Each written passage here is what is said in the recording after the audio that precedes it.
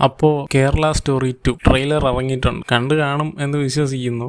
കണ്ടില്ലെങ്കിൽ കാണരുത് എന്നേ ഞാൻ പറയുള്ളൂ. ഫസ്റ്റ് പാർട്ട് തന്നെ നമുക്കറിയാമെന്നുള്ളതാണ്. ഒരുപാട് നാഷണൽ അവാർഡൊക്കെ വാരിക്കൂട്ടി ഇതൊക്കെ എന്തോന്ന് പരിപാടി കാണിച്ചു വെച്ചിരിക്കുന്നത്, ഇതൊക്കെ കേരളത്തിൽ നടക്കുന്നതാണോ, ഇതൊക്കെ എവിടത്തെ കോണത്തിലെ പരിപാടിയാ എന്നൊക്കെ നമ്മൾ ചോദിച്ച സിനിമയാണ്. എന്നിട്ട് അവന്മാർ അതിൻ്റെ സെക്കൻഡ് പാർട്ടും കൊണ്ട് വന്നിരിക്കുക. ഇങ്ങനെ ഒരു വർഗീയവാദം ഇതിലൂടെ കടത്തിവിട്ട് കുറേ നാഷണൽ അവാർഡും കൊടുത്ത് അതിനെയും പ്രൊമോട്ട് ചെയ്ത് ഇതൊരു ഹിന്ദുസ്ഥാനാക്കാൻ നോക്കുന്ന ഈ പൊളിറ്റിക്സിൻ്റെ എവിടത്തെ പരിപാടിയാണ് ഇതൊക്കെ. ഈ ട്രെയിലറിൽ ഏറ്റവും വലിയ കോമഡി സീൻ ഒരെണ്ണമുണ്ട്. ബീഫ് കൊടുക്കാൻ നോക്കുന്ന ഒരു സീനുണ്ട്. ഈ സീന് കണ്ട് ഞാൻ ചിരിയായിരുന്നു ഇവിടെ കിടന്ന്.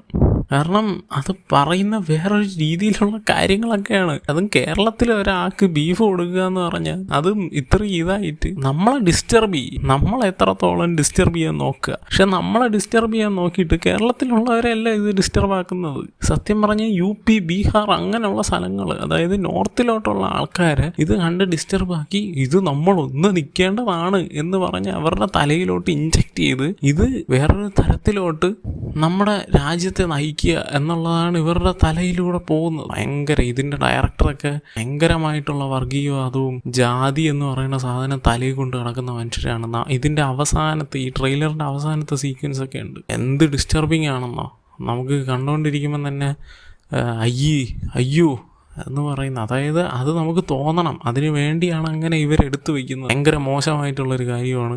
സിനിമ സെൻസർ ചെയ്ത് വിടണവരെ വേണം ആദ്യം അടിക്കാൻ എന്ന് വേണം ഞാൻ പറയുന്നത്.